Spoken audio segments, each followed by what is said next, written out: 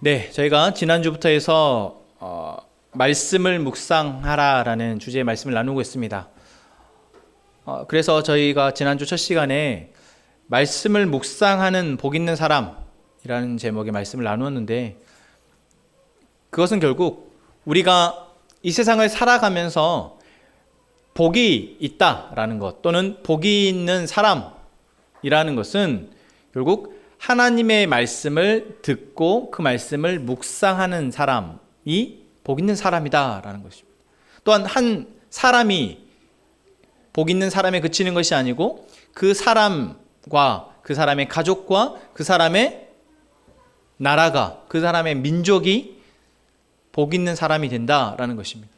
그래서 한 사람이 하나님의 말씀을 묵상하면 그 사람이 하나님의 복을 누리며 이제 하나님 쪽으로 편향되어진, 우리가 편향이라는 말을 한쪽 방향으로 계속 가는 것이잖아요.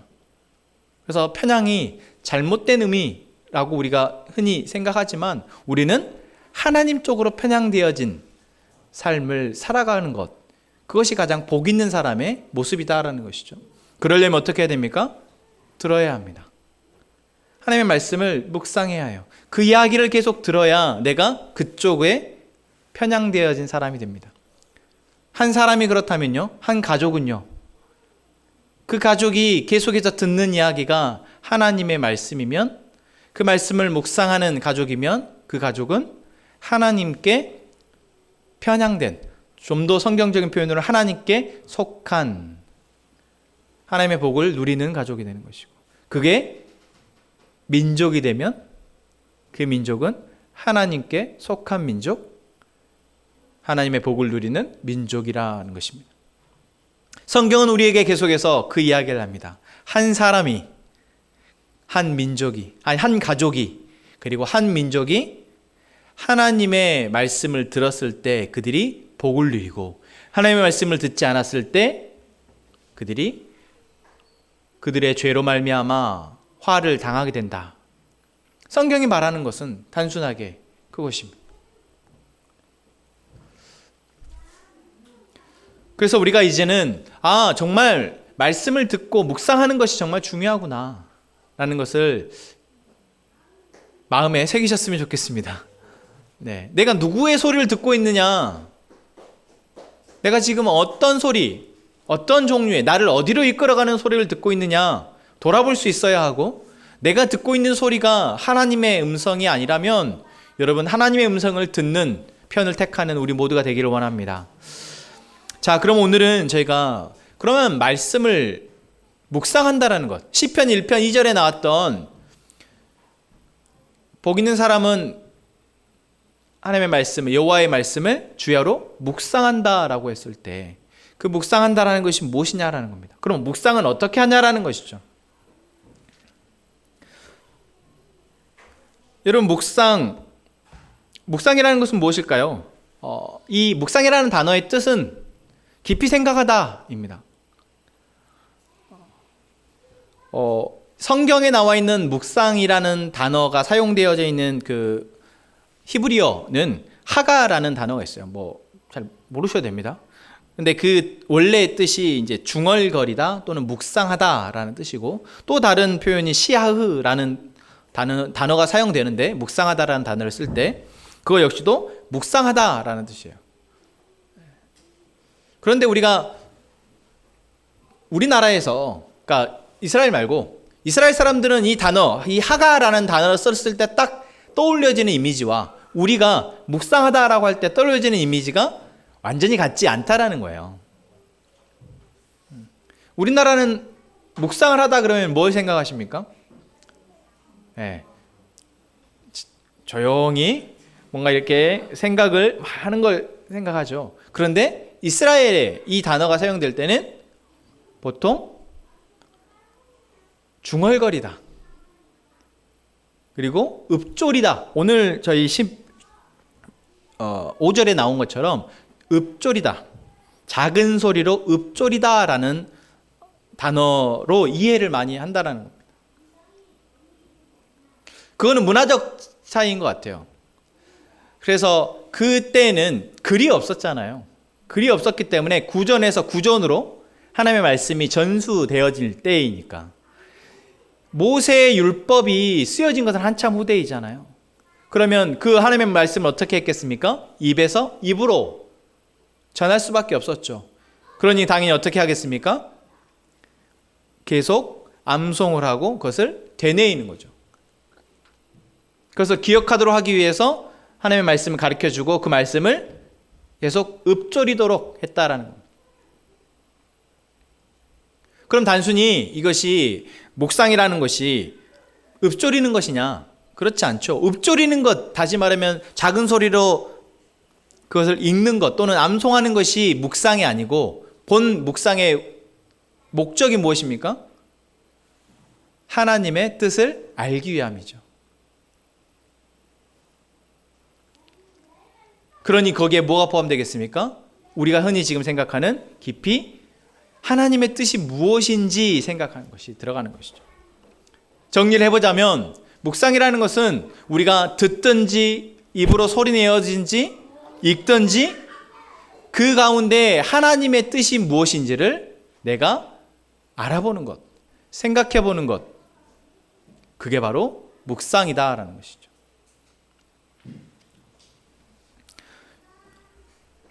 여러분 묵상을 하고 계십니까? 신앙생활은 해오셨죠? 그런데 묵상을 하셨습니까? 뭐 최근에 들어서 우리가 큐티를 하고 있으니까 묵상을 하고 있다라고도 대답을 하실 텐데 내가 지금까지 하나님을 믿어왔던 시간들을 쭉 한번 돌아보시고 그 가운데 내가 하나님의 말씀을 묵상했었나? 한번 떠올려 보시죠. 제가 말씀 전 드렸던 질문에 하나님의 말씀을 깊이 깨닫기를 원했던 시기가 있었는지 그 시기라는 사실은 무엇일까요? 묵상했던 시기입니다. 내게 들려지고 내가 읽고 있는 그 하나님의 말씀에 대해서 그냥 읽는 것에 그치는 것이 아니라 그냥 듣는 것에 그치는 것이 아니라 그 속에서 하나님의 뜻이 무엇인지를 내가 깊이 생각해 보는 것. 이거는 단순히 지식적으로 그 말씀을 내가 이해하는 차원이 아닙니다. 그러니까 묵상의 아까 뜻이 하나님의 뜻이 무엇인지를 묵상의 목적이 하나님의 뜻이 무엇인지를 알기 위함이라 했잖아요. 그러면 하나님의 뜻의 목적은 무엇입니까? 바로 나를 하나님으로 복을 누리며 살아가도록 하기 위함이에요. 그래서 우리가 묵상을 한다라는 것은 하나님의 뜻을 알아서 나의 삶에 적용하는 것. 그게 바로 정말 묵상의 진짜 의미가 되겠죠. 자, 다시 한번 정리를 할까요? 여러분, 묵상이 무엇입니까? 내게 들려주시고 보게 하시고 읊조리게 하시는 그 하나님의 말씀을 깊이 생각하여 지금 내가 살아가는 나의 삶 가운데에서 하나님이 어떻게 살기를 원하시는지를 내가 생각해 보는 것. 그것을 깨닫게 되는 것. 그게 바로 묵상이다라는 것입니다. 그러니까 단순히 공부하는 게 아닙니다. 아, 이게 무슨 뜻이지? 아, 뭐 지리학적으로는 이렇고 역사학적으로는 이렇고 이게 언어학적으로는 이렇고 성경 말씀을 읽으면서 그렇구만. 이해했어. 오케이. 그 시대는 이렇게 했구나. 하나님의 말씀을 우리가 그렇게 이해하는 것이 아니라 오늘 내게 하나님께서 들려주시는 이야기를 듣고 그 들려진 대로 내가 살아내게 되기까지의 과정을 묵상이다라는 것이죠. 여러분, 이제 내가 묵상이 무엇인지를 알았습니다. 그렇구나. 그러고 보니 내가 묵상을 하나님의 말씀을 듣고 깨닫는 것을 어렵게 생각했던 그 이유가 조금 감이 잡히십니까? 제가 여러분들에게 질문했죠. 묵상을 어려워하시는 이유가 뭐냐? 5가지 항목이었습니다. 첫 번째가 내용이 잘 이해가 되지 않아서. 두 번째가 말씀을 잘못 해석할까 두려워서. 이거 하나님의 말씀인데 내가 목사도 아니고 성경 잘 모르는데 잘못 해석하면 어떡하지?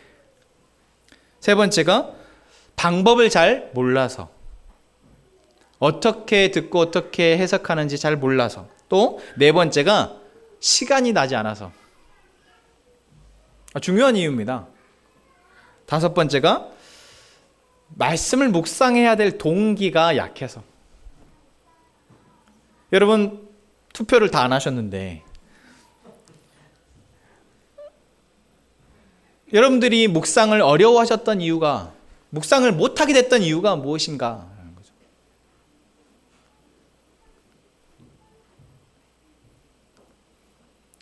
여러분들이 어떤 이유에서 묵상을 못하게 되었든, 여러분 우리가 그 이유 때문에 우리는 내 삶을 가르치시고 지도하시고 보호하시고 인도하시는 하나님의 음성이 아닌 나의 판단에 따라서 내 삶을 살았다라는 것입니다. 신앙생활을 오래 했건 짧게 했건, 이제 막 교회를 나왔건, 그 사람의 직업이 무엇이건, 그 사람의 지식이 얼마나 있건, 그 사람의 돈이 얼마나 있건 상관없이 그 사람이 하나님의 음성을 듣고 읽고 그 말씀을 묵상하여 자기의 삶을 하나님의 말씀대로 살아가느냐 아니냐가 중요하다는 것이죠.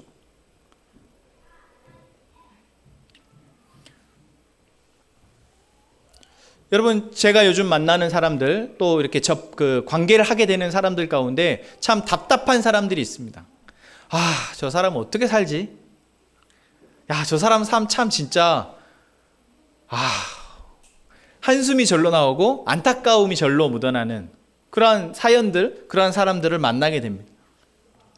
저는 목사다 보니까, 또 하나님으로 행복하다고 고백하는 사람이다 보니 그러한 사람들을 만나면 도와주고 싶습니다. 실제로 도와주려고 노력도 합니다. 물질적으로든 또는 어떤 방법으로든 도와주려고 노력을 합니다. 그래서 돈을 주기도 하고, 또 시간을 들여서 그 사람의 이야기를 들어주기도 하고, 그 사람이 고민하는 문제들에 대해서 같이 문제를 해결해 나가려고 하기도 합니다. 그런데 그럴 때마다 들어지는 생각이 무엇이냐면, 이 사람의 내가 진짜 줘야 할 것은 이게 아닌데 라는 생각입니다. 얼마 전에도 자기의 삶의 문제로 인해서 집을 떠나서 오랫동안 이렇게 노숙자로 살아가시는 분을 만났습니다.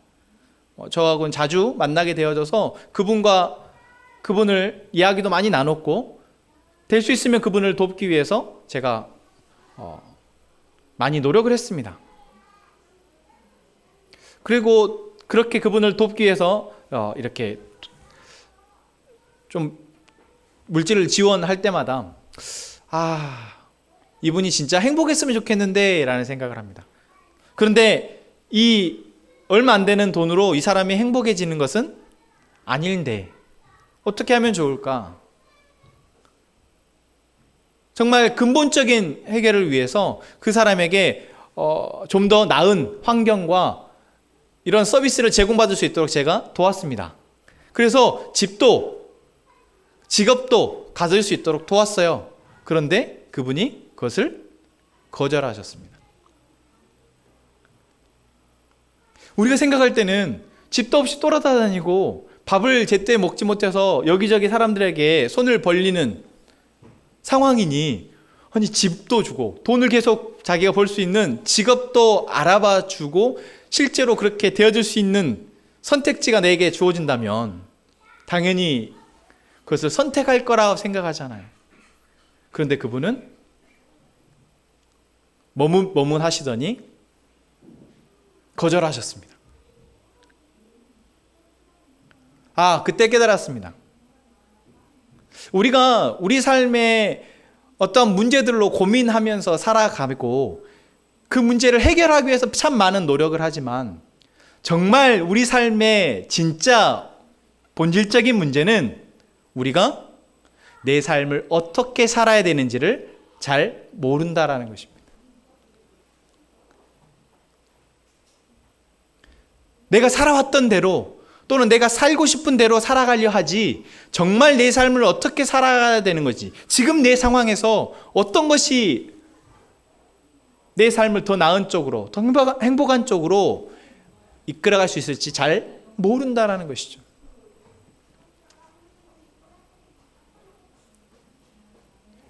무엇이 필요합니까? 알고 계신 분의 목소리가 필요합니다. 바로 하나님의 말씀입니다. 그분에게 제가 정말 드리고 싶었던 것은 하나님이 그분을 어떻게 생각하시는지와 그분에게 하나님이 어떤 계획을 갖고 계신지를 말씀드리고 전하고, 그분이 그 말씀에 따라 희망을 갖고 자기의 패배감과 좌절감에서 벗어나 자기의 삶을 새롭게 시작할 용기를 갖는 것이었습니다. 정말 그것을 드리고 싶었어요.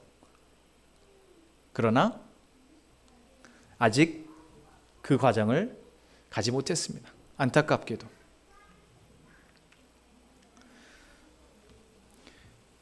여러분, 우리가 묵상이 어렵다고 말합니다. 하나님의 음성 듣는 거, 하나님의 말씀 보는 거 어렵다고 말합니다.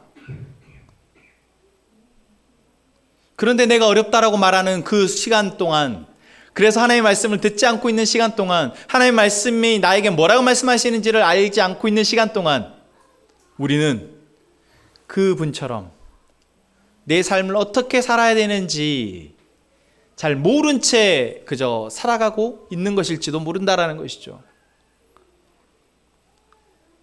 그래서 여러분, 성경은 우리에게 묵상을 어떻게 하는지를 가르쳐주지 않습니다. 제목은 성경 말씀 묵상법이라 해놓고, 여러분, 하나님은 성경에 어디를 봐도 묵상을 이렇게 해라, 이렇게 해라 말씀해주지 않고 있어요. 근데 무엇을 말하고 있을까요? 말씀을 대하는 자세를 이야기하고 있습니다.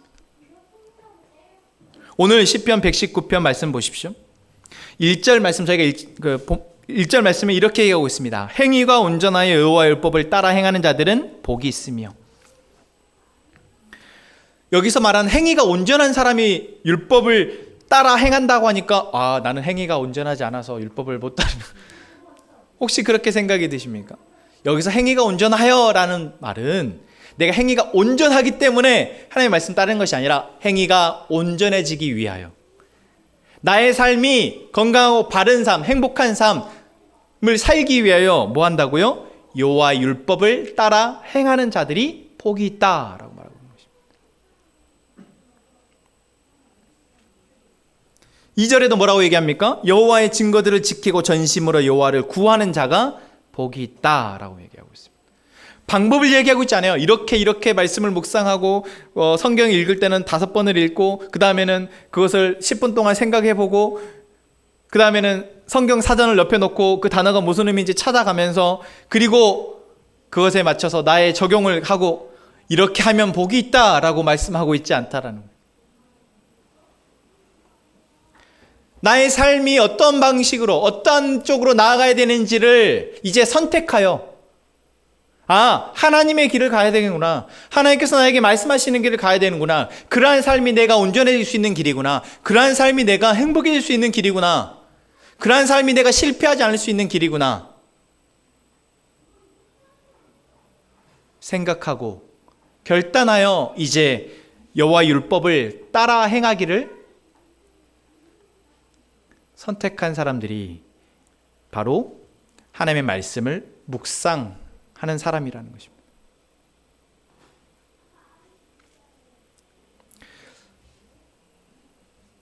그래서 그러한 사람들은 어떻게 하겠습니까? 119편 10절 말씀에 이렇게 얘기하고 있습니다. 내가 전심으로 주를 찾았사오니 주의 계명에서 떠나지 말게 하소서. 내가 하나님을 선택하고 하나님의 말씀을 듣기를 선택하였기 때문에, 그리고 그 길만이 유일한 길임을 이제 고백하였기 때문에 그 사람은 전심으로 주를 찾는다라고 얘기하고 있습니다. 주의 말씀을 듣는다 얘기하는 것이죠. 여러분, 전심이라는 것이 무엇입니까? 전심이 무엇이죠? 온 마음, 한글로 풀이야 온 마음을 다해서 하나님의 말씀을 찾는다. 사실 우리가 온 마음을 다해서 한 일이 있습니까? 여러분 인생에서 내가 정말 그때 내가 전심으로 했어. 어떤 일을 그렇게 전심으로 하셨나요? 그때 그 일을 정말 전심으로 하셨습니까? 내가 전심이라고 생각하는 그 상태만큼 하나님의 말씀을 찾아보신 적 있으십니까?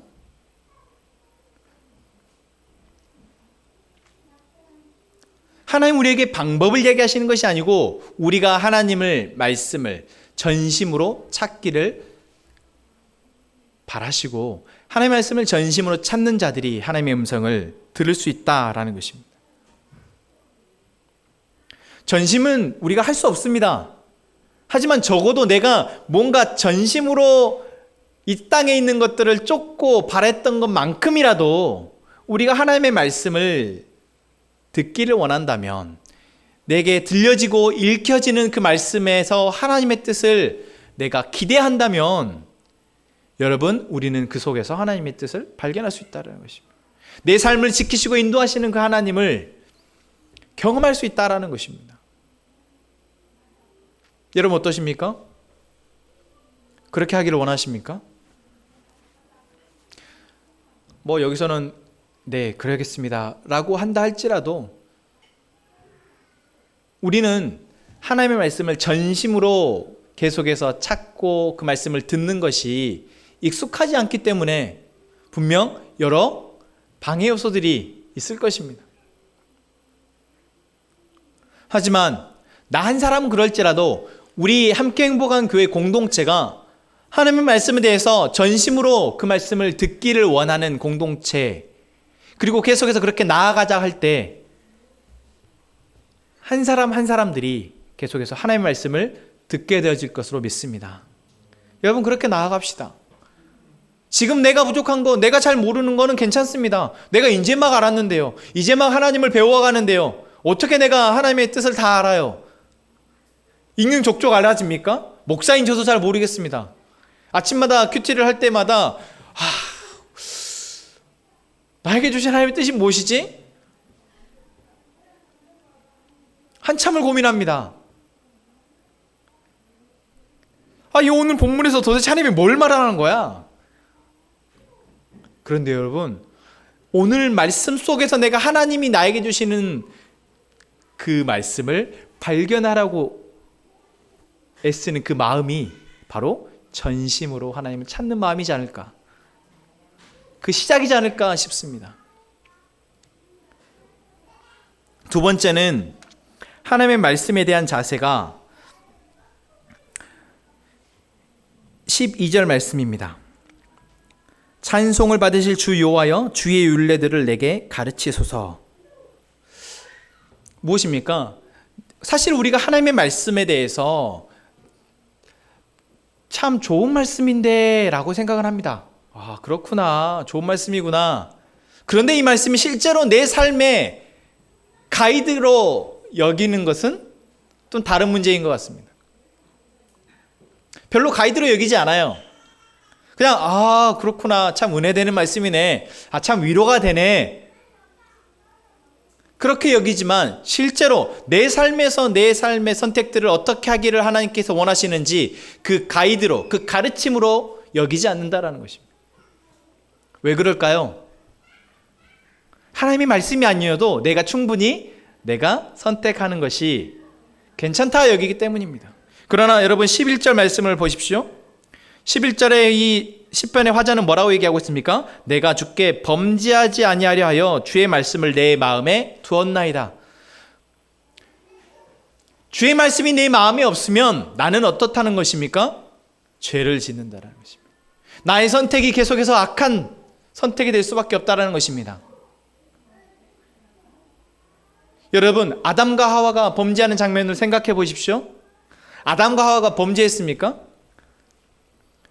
안 했습니다. 선악과를 먹기 전까지 그들은 너무나도 선한 존재였고 하나님의 창조된 목적대로 가장 완벽한 행복을 누리고 살았습니다. 그런데 하와의 마음의 중심에서 하나님이 사라지고 자기가 자리 잡자 하와는 어떻게 합니까? 그 이후로 남편을 유혹하고 뱀에게 자기의 책임을 전가하고, 그 이후로 성경에 기록되지 않았지만 참 많은 선하지 못한 선택들을 했을 것입니다. 하나님이 말씀이 자기 중심에서 떠나니, 선악과를 먹으면 반드시 죽는다라고 말씀하신 그 말씀이 자기의 중심에서 살짝 비켜나니 그렇게 된 것입니다. 여러분, 우리가 하나님의 말씀이 내 삶의 중심이 아니면, 하나님의 말씀이 내 삶을 가르치고 있고 내가 지금은 이제 막 세상을 하나님의 말씀대로 살아가려 하니, 하나님의 말씀이 무엇인지 내가 알고 그 말씀이 가르치는 대로 내가 살아봐야겠다 라고 내가 마음먹지 않으면, 여러분, 우리는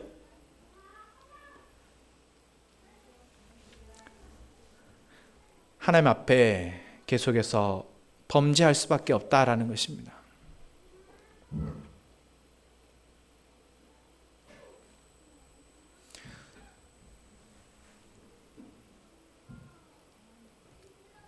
제가 아시는 목사님 가운데 위기청소년 사역하시는 목사님이 있습니다. 서울에서 이제 그 소년원을 가거나 또는 이제 학교 밖 청소년들, 근데 그냥 학교만 안 다니는 것이 아니라 참 이렇게 터프하게 노시는 청년들을 계속해서 케어하시는 목사님이 있으세요. 그 목사님의 그 예배의 장소는 호프집 일대도 있었고, 치킨집 일대도 있었고, 당구장 일대도 있었고, 그렇게 계속해서 그 아이들이 모일 수 있는 곳이면 어디든 그렇게 모입니다. 그리고 이제 예배 교회 공간들도 이렇게 어렵사리 마련하면 그 아이들이 와서 온 기물을 기분이 왔다 갔다 하잖아요. 그러다 보니까 예배 드리다가도 지들끼리 치고받고 싸우면서 막 던지고 하느라고 문이랑 창문이 나만하지라는, 주변에서 계속 민원이 들어오고, 그래서 어디 한 곳에 예배를 드리기가 참 어려운 그런 예배 공동체입니다. 그런데 그들에게 그 목사님은 계속해서 하나님을 소개하고 싶은 겁니다. 하나님의 말씀을 들려주고 싶은 겁니다.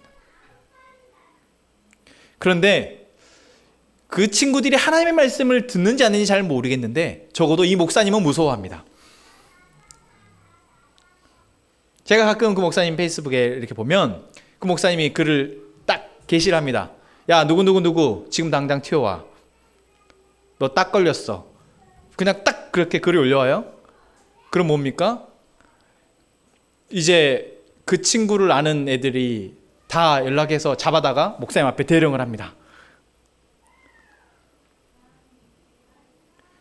하나님의 말씀을 지금 당장 듣지는 못하지만 그 친구는 그 목사님을 자기가 어떻게 대하는지를 알고 사랑하는지 알기 때문에 그래도 목사님을 무서워한다라는 거예요.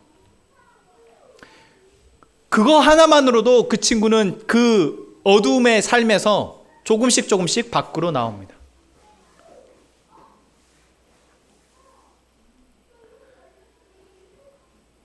여러분, 우리가 하나님을 모르던 삶에서 하나님을 알게 된 삶으로 나올 때, 사실 제 앞에 계신 분들은 다 그래도 이렇게 순조롭게 하나님을 믿고 하나님을 알아가고자 하시는 것 같은데, 그렇지 않은 경우도 있죠. 내가 교회는 다니고 있지만 정말 내 삶의 문제를 그대로 안고 사실 문제인지도 잘 모르고 내가 살아왔던 방식대로 쭉 살아가는 사람들이 있습니다. 교회는 계속 다니고 있지만, 그래서 그 사람의 삶의 모습은 변하지 않습니다. 왜 변하지 않습니까? 하나님이 나에게 말씀하고 계시는 주일 말씀을 통해서나 성경 큐티를 통해서나 뭘 통해서나 성경 공부를 통해서나 나에게 하고 계시는 말씀이 내 삶의 가이드가 된다라고 생각하지 않기 때문입니다. 내 삶을 하나님의 말씀대로 바꿔야 한다라고 내가 생각하지 않기 때문이죠. 아니, 사람의 말도, 그 목사님의 말만 내가 귀하게 여겨도 자기가 살던 삶에서 조금씩 나아올 수 있는데, 그렇잖아요. 하나님의 말씀을 우리가 정말 내 삶을 가이드하는 말씀으로, 내 삶을 바른 길로, 생명의 길로 인도하는 말씀으로 여기고 듣는다면, 여러분, 우리의 삶은 당연히 이전과 달라야 되지 않겠습니까? 그래서 하나님은 우리에게 하나님의 말씀이 우리의 삶을 인도하고 보호하고 가르치는 것으로 알고 듣기를 원하십니다. 그 다음에 세 번째, 우리가 13절의 말씀입니다. 주의 입의 모든 규례들을 나의 입술로 선포하였으며 라고 얘기합니다. 자, 이 시편의 화자가 이렇게 얘기하는 거예요. 내가 하나님의 말씀을 선포한다라고 얘기합니다. 선포가 무엇입니까? 그냥 속삭이는 게 아닙니다. 그냥 그래, 하나님의 말씀 이렇지, 그래, 하나님 이렇게 하실 거야, 속으로만 조용히 생각하는 게 아니에요. 선포가 무엇입니까? 사람들 앞에서 또는 자기 스스로만 이야기할지라도 그냥 조용히 얘기하는 것이 아니라 크게 소리 내어서 외치는 것입니다. 그것은 무엇이 전제되어 있습니까? 그 말씀이 그대로 되어질 것을 믿는 것이 전제되어 있습니다. 여러분, 우리가 하나님의 말씀을 들을 때, 우리가 하나님의 말씀을 읽을 때, 또한 우리가 그 하나님의 말씀을 생각할 때, 그 말씀은 누구의 말씀입니까? 하나님의 말씀입니다. 이 세상을 만드시고 이 세상에 우리를 창조하시고 우리의 삶을 주관하시는 존재가 하시는 말씀입니다. 그리고 성경을 통해서 우리는 그 하나님의 말씀은 한 번도 틀린 적이 없고 그 하나님의 약속은 한 번도 지켜지지 않은 적이 없다는 것을 우리는 알고 있습니다. 그렇다면 내게 하나님이 말씀하신다면 우리가 어떻게 받습니까? 이게 이렇게 될까? 이것이 아니라, 그렇구나, 하나님의 말씀 이렇게 말씀하시니 하나님의 말씀대로 될 줄로 믿습니다. 선포하며 나아가기를 원하신다는 거죠. 여러분, 하나님의 말씀을 들을 때, 읽을 때 내 상황과 내 감정과 내 마음은 그렇지 않을지라도 하나님이 이렇게 말씀하시니 그렇게 되어질 것을 믿고 우리가 나아가기를 원합니다. 쉽지 않죠. 왜냐하면 내 눈앞에 있는 현실이니까요. 내 눈앞에 현실이에요.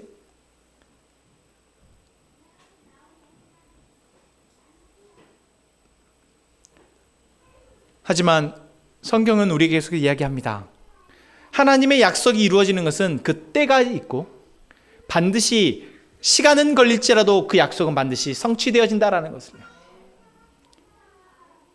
여러분, 하나님이 우리에게 말씀하실 때 그 하나님의 때와 그 하나님의 때가 이르면 반드시 성취된다는 것을 믿고 나아가는 저희가 되기를 원합니다. 그리고 또 하나님의 말씀 14절입니다. 내가 모든 재물을 즐거워함같이 주의 증거들의 도를 즐거워하였나이다. 자, 이게 무엇입니까? 내가 말씀을 들었습니다. 말씀을 듣고 믿음으로 반응하였습니다. 그게 무엇으로 나타납니까? 증거로 나타납니다.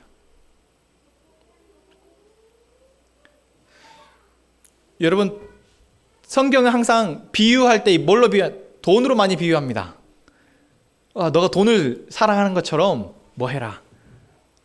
여기서도 마찬가지죠. 모든 재물을 즐거워함 같이.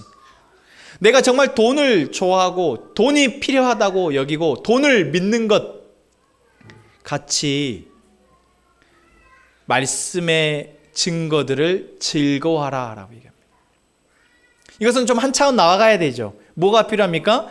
내가 말씀을 믿고 말씀대로 행했을 때 나타나는 증거들을 즐거워하라는 것입니다. 여러분, 말씀대로 살아보지 않은 사람은 말씀이 내 삶 가운데에서 어떻게 성취되어지는지를 보지 못한 사람은 사실 하나님의 말씀의 가치를 모릅니다. 그냥 좋은 이야기, 도덕적인 이야기, 윤리적인 이야기, 또는 마음의 평안과 위안을 지어는 이야기로 이해합니다. 그러니까 자기 마음이 힘들 때만 말씀을 찾습니다. 그러나 하나님의 말씀은 어떤 말씀입니까? 우리의 삶을 매일매일 주장하시는 말씀입니다. 내 삶을 계속해서 인도하고 지켜나가시는 하나님의 말씀입니다. 세상이 어떻다 할지라도 그 세상 가운데에서 살아가는 우리 한 사람을 보호하시고 인도해 가시는 말씀입니다. 그렇다면 그 말씀의 증거를 우리가 봐야죠. 정말 말씀대로 내 삶이 어떻게 되어가는지를 내가 보고, 이게 정말 하나님이 나를 복 주시는 거구나. 정말 이게 행복이구나. 이거 정말 행복하구나. 그렇게 즐거워하는 우리가 되기를 하나님은 바라십니다.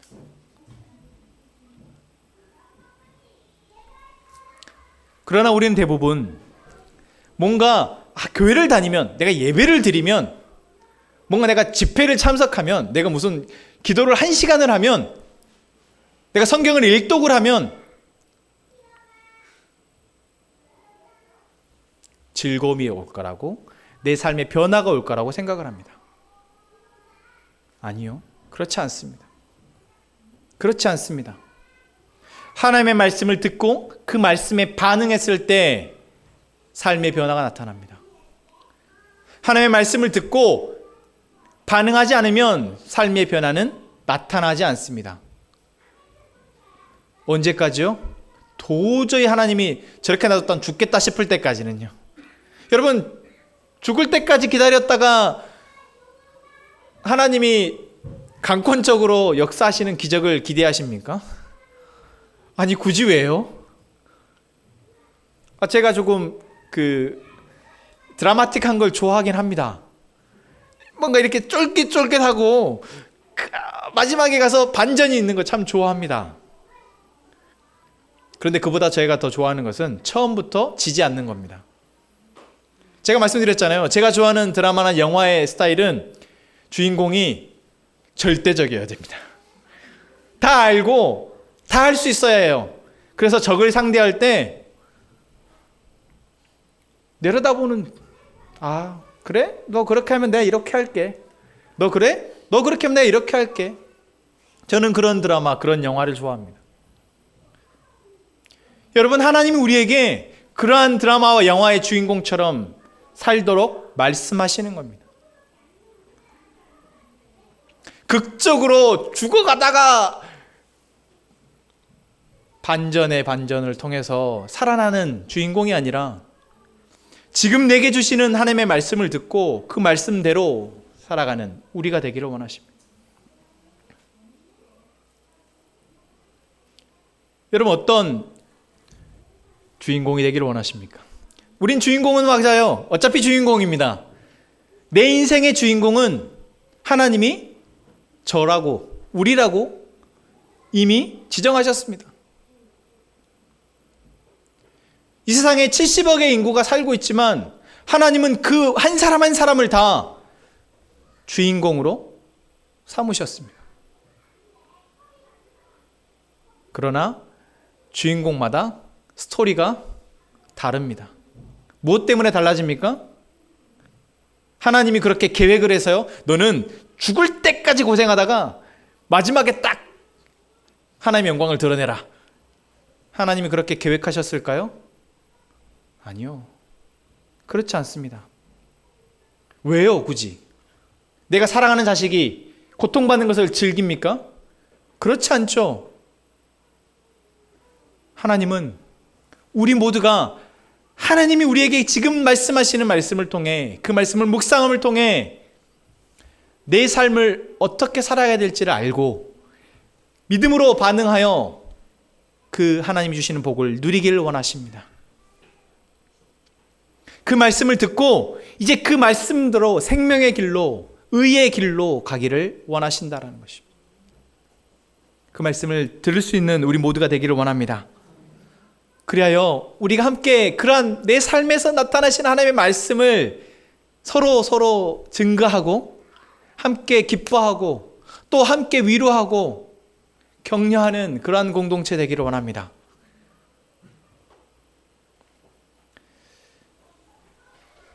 말씀 묵상 어떻게 합니까? 방법은 없습니다. 하나님은 각자의 상황 가운데에서 필요한 대로 우리에게 말씀하십니다. 그러나 우리가 하나님을 우리의 삶의 주인으로 여기고 하나님의 말씀이 나의 삶을 온전케 할 수 있음을 믿고 전심으로 하나님의 말씀을 묵상할 때, 또 하나님의 말씀은 나의 삶의 가르침이고 하나님의 말씀을 듣고 내 삶을 내가 하나하나 살아낼 때 내 삶이 의의 길로 생명의 길로 갈 수 있음을 믿고 묵상할 때, 또한 하나님의 말씀은 반드시 그렇게 되어질 것을 믿고 묵상할 때, 그리고 묵상하여 내 삶을 그렇게 살아낼 때 우리는 말씀의 증거를 보고 즐거워하는 사람이 될 것입니다. 정말 그 말씀의 증거들을 통해서 하나님의 살아계심을 많은 사람들에게 증거할 수 있는 우리 모든 함께 행복한 가족이 될 것입니다. 함께 말씀을 묵상합시다. 정말 하나님의 말씀을 묵상함으로 진정한 하나님의 주시는 복을 누리는 모두가 되기를 원합니다. 함께 찬양합시다.